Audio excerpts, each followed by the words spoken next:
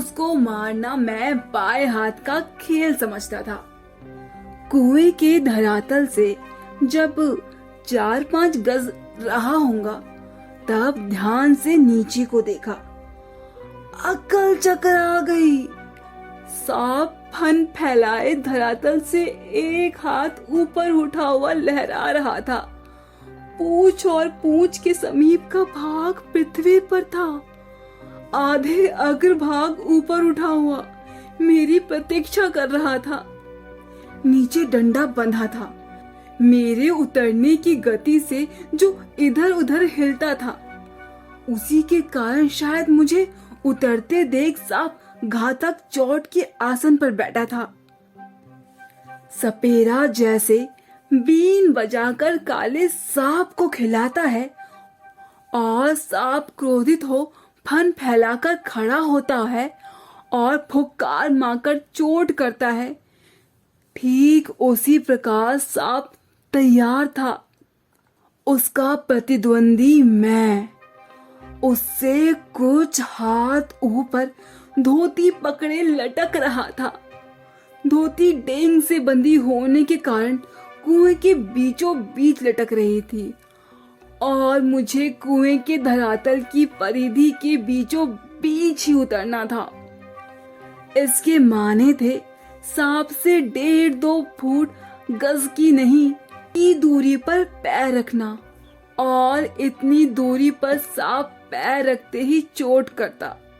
स्मरण रहे, कच्चे कुएं का व्यास बहुत कम होता है। नीचे तो है 1.5 गज से भी अधिक होता ही नहीं। ऐसी दशा में कुएं में मैं सांप से अधिक 4 फुट की दूरी पर रह सकता था, वह भी उस दशा में जब सांप मुझसे दूर रहने का प्रयत्न करता। पर उतरना तो था ही कुएं के बीच में, क्योंकि मेरा साधन बीचों बीच लटक रहा था। ऊपर से लटककर तो सांप नहीं मारा जा सकता था, उतरना तो था ही। थकावट से ऊपर चढ़ भी नहीं सकता था। अब तक अपने प्रतिद्वंदी को पीठ दिखाने का निश्चय नहीं किया था। यदि ऐसा करता भी तो कुएं के धरातल पर उतरे बिना क्या मैं ऊपर चढ़ सकता था? धीरे धीरे मैं उसमें उतरने लगा। एक एक इंच ज्यों से ज्यों मैं नीचे उतरा जाता था, त्यों त्यों मेरी एकाग्रता बढ़ती जाती थी। मुझे एक सूझ सूझी। दोनों हाथों से धोती पकड़े हुए मैंने अपने पैर कुएं के बगल में लगा दिए। दीवार से पैर लगाते ही कुछ मिट्टी नीचे गिरी और सांप ने फूंक करके उस पर मुंह मारा।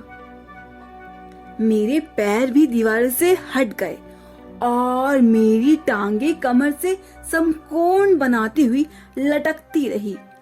पर इससे सांप से दूरी और कुएं की परिधि पर उतरने का ढंग मालूम हो गया मुझे। तनिक झूलकर मैंने अपने पैर कुएं के बगल में सटाए और कुछ धक्के के साथ अपने प्रतिद्वंदी के सम्मुख कुएं की दूसरी और 1.5 गज पर कुएं के धरातल पर खड़ा हो गया। आंखें चार हुई। शायद एक दूसरे को पहचाना हमने। सांप को चक्षु श्रवा कहते हैं। मैं स्वयं चक्षु श्रवा हो रहा था। अन्य इंद्रियों ने मानो सहानुभूति से अपनी शक्ति को दे दी थी। सांप को फन की ओर मैंने आंखें लगी हुई थी। सांप की फन की ओर मेरी आंखें लगी हुई थी कि वह कब किस और आक्रमण करता है। सांप ने मोहिनी सी डाल दी थी। शायद वह मेरे आक्रमण की प्रतीक्षा में था। पर जिस विचार और आशा को लेकर मैंने कुएं में घुसने की ठानी थी, वह तो आकाश कुसुम था। मनुष्य का अनुमान और भावी योजनाएं कभी कभी कितनी मिथ्या और उल्टी निकलती है। मुझे सांप का साक्षात होते ही अपनी योजना और आशा की असंभवता प्रतीत हो गई। डंडा चलाने के लिए स्थान ही ना था। लाठी या डंडा चलाने के लिए काफी स्थान चाहिए जिसमें वह घुमाए जा सके। सांप को डंडे से दबाया जा सकता था, पर ऐसा करना मानो तोप के मोहरों पर खड़ा होना था। यदि फन या उसके समीप का भाग न दबा तो फिर वह पलटकर जरूर काटता, और फन के पास दबाने की कोई संभावना भी होती तो फिर उसके पास पड़ी हुई 2 चिट्ठियों को मैं कैसे उठाता। 2 चिट्ठियां उसके पास उससे सटी हुई पड़ी थी और मेरी और थी। मैं तो चिट्ठियां लेने ही उतरा था। हम दोनों अपने पैरों पर डटे थे। उस आसन पर खड़े खड़े मुझे 4-5 मिनट हो गए। दोनों ओर से मोर्चे पड़े हुए थे, पर मेरा मोर्चा कमजोर था। कहीं कहीं सांप मुझ पर झपट पड़ता तो मैं, यदि वह बहुत करता तो उसे पकड़कर कुचलकर मार देता, पर वह तो अचूक तरल विष मेरे शरीर में पहुंचा ही देता और अपने साथ साथ मुझे भी ले जाता।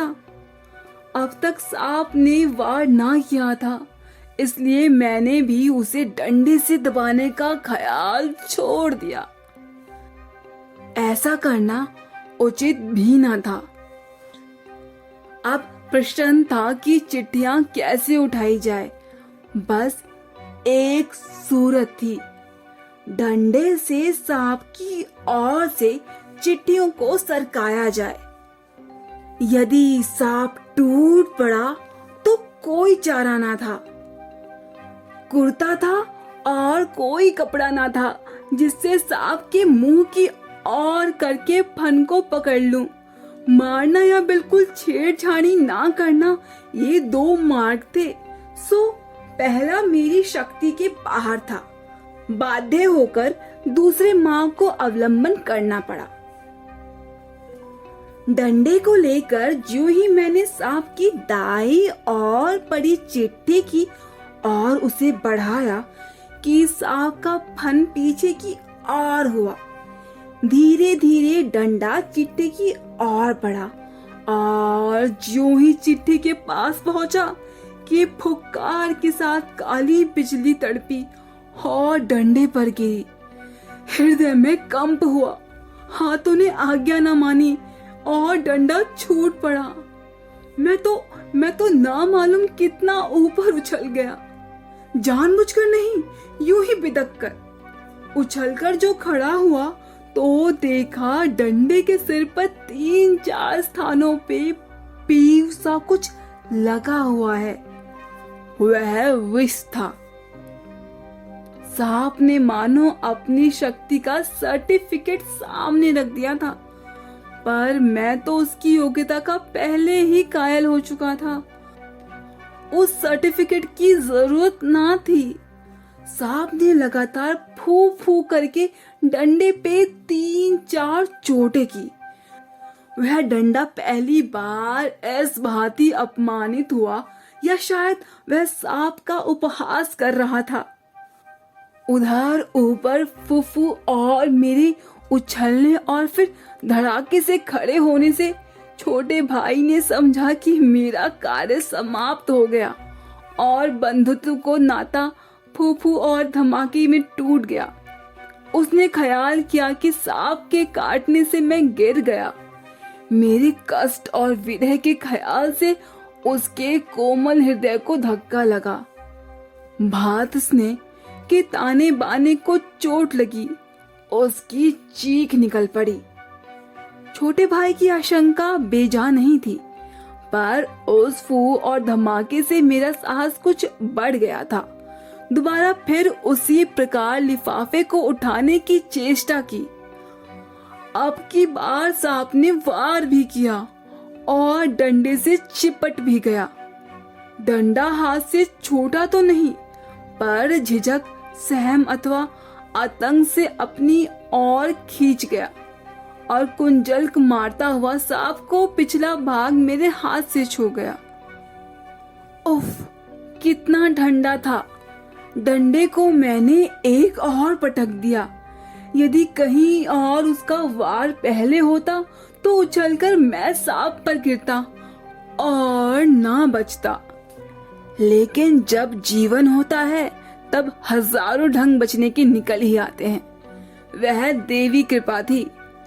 डंडे के मेरी और खिंच आने से मेरे और सांप के आसन बदल गए। मैंने तुरंत ही लिफाफे और पोस्टकार्ड चुन लिए। चिट्ठियों को धोती के छोर में बांध दिया और फिर छोटे भाई ने उन्हें ऊपर खींच लिया।